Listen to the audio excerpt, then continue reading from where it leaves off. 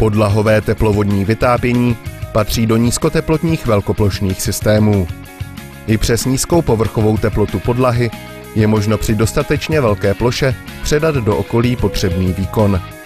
Systém je vhodný především v objektech s nízkými tepelnými ztrátami a tam, kde požadujeme příjemné teplo z podlahy. Podlahové vytápění je možno kombinovat s otopnými tělesy.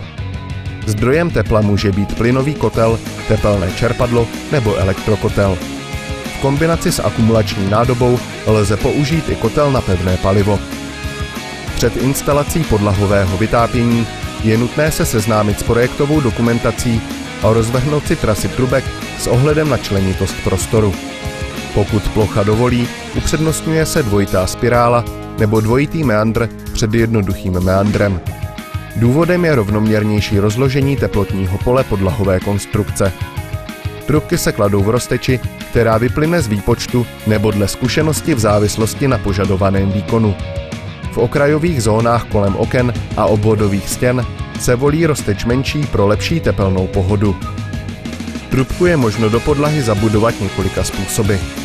Nejčastěji se používají izolované systémové desky z polystyrénu nebo neizolované z plastového výlisku. Neizolované se použijí v případě, že podlaha je již izolací vybavena. Podtrubí se instaluje mezi výstupky desek, polohu je vhodné pojistit příchytkou. V některých případech je možno topný had uchytit přímo pomocí příchytek k izolačnímu podkladu s vrchní odrazivou fólií, která usměrňuje tepelný tok směrem vzhůru.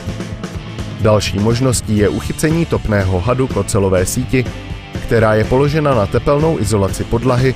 Uchycení se provede pomocí objímek. Druhé dva způsoby jsou cenově méně nákladné. Pro podlahové vytápění se používá podtrubí s kyslíkovou bariérou o vnějším průměru 14 až 20 mm, nejčastěji však 16 mm. Jednodušší provedení je z polyetylénu, vícevrstvá trubka je univerzálnější.